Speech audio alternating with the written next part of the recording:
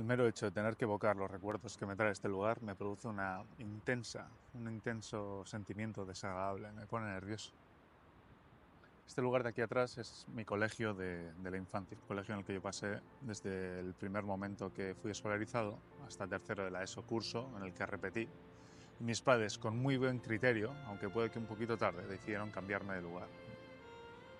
Aquí mismo, a mi derecha, ahí en donde ven las paredes moradas, ahí paraban los autobuses. Hoy lo hacen más allá, en un lugar que ya han habilitado de una manera un poquito más adecuada para ello.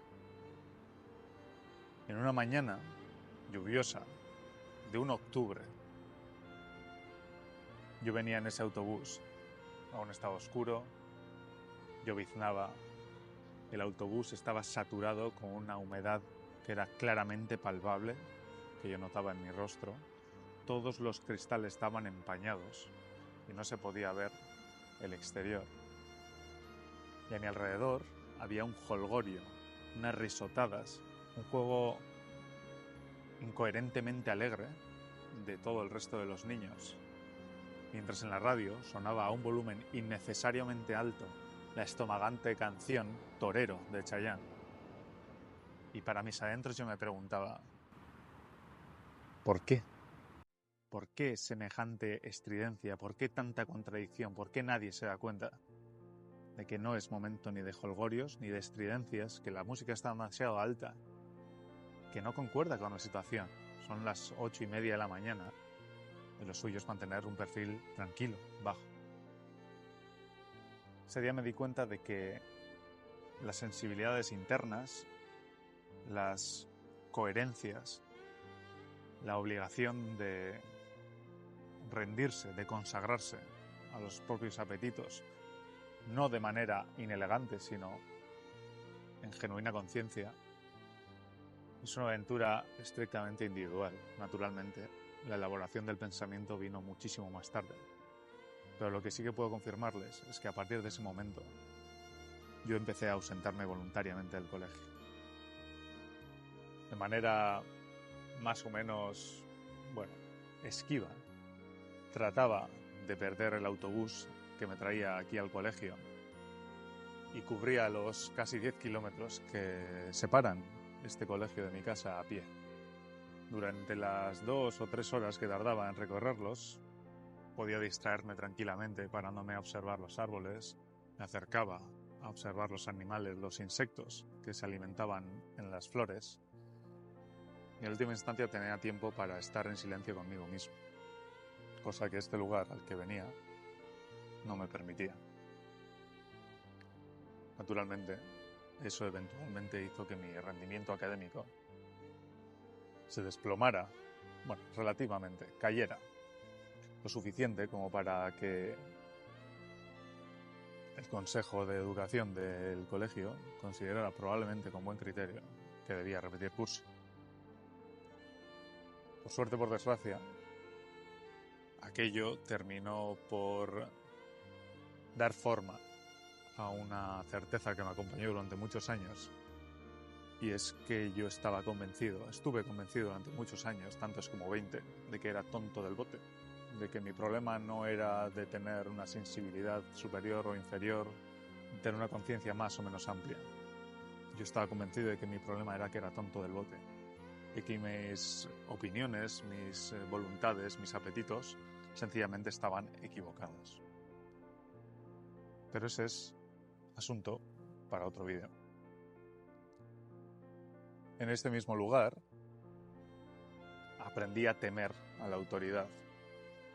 Y digo autoridad porque durante algún tiempo confundí posición con dignidad. Y mientras mis ojos me decían que las personas que trataban de llamarme al orden no eran tales, porque del mismo modo que los observaba durante las clases, los observaba fuera de ellas y veía cómo discurrían entre sí y consigo mismos. Y por lo tanto, mi sentido común, mi sentido interno, mi intuición me decía que no estaban en tal posición. Naturalmente, la irredención se pagaba muy, muy caro en la época estudiantil y se sigue pagando muy, muy caro durante la época estudiantil, y desgraciadamente el sistema educativo no ofrece alternativas. De aquí terminé expulsado en tercero de la ESO, y del colegio al que fui, en el colegio al que fui, estuve castigado los años completos, todas y cada una de las tardes. El sistema educativo está caduco, ¿no? La mayor parte de lo que he aprendido, por no decir casi todo lo que he aprendido, lo he aprendido fuera del colegio y en los libros que no eran libros de texto. Si uno tiene una inquietud, si uno desea saber realmente de algo, tiene que buscar fuera del sistema educativo. Algo que me resulta muy inquietante con respecto a la realidad presente es que hay muchas personas extraordinariamente bien formadas, con grandes títulos, con grandes éxitos académicos, que carecen de ningún tipo de sentido común. Eso a mí me parece casi imposible, porque prácticamente cualquier conocimiento llevado hasta su último extremo termina siendo tocante con el resto de los conocimientos por una serie de realidades universales, de normas fundamentales de la existencia. Pero eso supondría, de algún modo, hacer menoscabo a un conocimiento que se supone superlativo y solo alcanzable a aquellos que tienen una serie de titulaciones o que han alcanzado una serie de estatus académicos. Durante ya unos cuantos años, la que yo pretendía que hubiera sido mi deriva académica se me ha aparecido como una especie de disyuntiva vital en la que el yo que quiere seguir obedeciendo, cada vez más disminuido, y el yo que sabe que tiene que encontrar su propio camino, cada vez más y más fuerte, luchan internamente. El sistema académico tradicional se me antoja terriblemente estomagante. Y cuando digo estomagante es literalmente estomagante. Produce un malestar intestino que me hace rechazar de plano todo tipo de texto no académico, sino que pretendidamente de formación, los libros de texto. Insoportables a la lectura, terriblemente insípidos, sin conocimiento como tal. Simplemente con una serie de dogmas que uno debe aceptar como ciertos y saber que la respuesta es la A, la B, la C o la D. Eso es todo, no hay discusión, no hay crítica, no hay sentido común. Por el otro lado, se presenta el inabarcable mercado de las ideas, gigantesco, infinito, un océano en el que uno, en el mismo momento en que cae, se diluye. Y para diferenciarse y para tratar de alcanzar algo, probablemente y paradójicamente tenga que diluirse más todavía.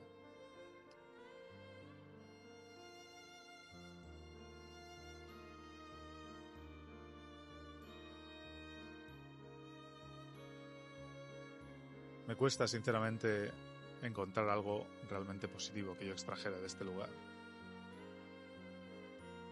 No guardo ningún recuerdo realmente preciado de mi paso por este colegio. Me veo en la obligación de señalar que durante muchos años, hasta llegado cierto momento, que ya dejaron de hacerlo supongo que por puro cansancio, se penalizaba el hecho de hablar en castellano y se empujaba para que se hablara en euskera. Mire, ahí tengo algo bueno que decir. Gracias a este empuje, gracias a esta obligación, bueno, vagamente impuesta, tampoco piensen que se acaban aquí los látigos, me di cuenta, que yo quería obedecer, evidentemente, como niño que era, me di cuenta de que el euskera no me resultaba suficiente, de que yo al menos no era capaz de encontrar la cantidad de matices, la riqueza léxica proverbial del castellano. y que a partir de ese momento dejé básicamente de hablar euskera más que en los lugares más íntimos, más cercanos al corazón, y que cada vez me ha hecho falta menos porque he ido encontrando matices cada vez más y más sutiles en el castellano para expresar lo que siento íntimamente. ¿Eso significa que el euskera deba ser abolido? Por supuesto que no. Cuando lo hablo, las pocas veces que lo hablo, siento un calor especial en el pecho. Pero también debo decir que la instrumentalización que se ha hecho de este idioma también me toca en el mismo lugar y me hace rabiar profundamente y denostar, detestar profunda y frontalmente a aquellos que quieren hacer negocio político con un idioma que no pertenece a ninguna formación ni a ningún sesgo ideológico. Como conclusión diría que para quien como yo haya tenido una mala experiencia en el colegio, que hagan lo posible por relativizarla. Su validez no está en el papel que le otorga un título. La vida ofrece infinitos caminos en los que desarrollarse y demostrar la capacidad, si es que eso le preocupa.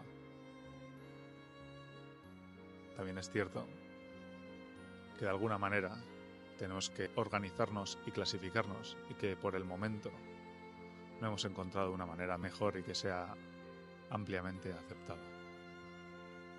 En cualquier caso, la deriva de mi trayecto educativo no acabó, sino que empezó aquí y continuó en otros 2 lugares que este hombre afortunado eventualmente visitará. Hasta entonces, nos vemos.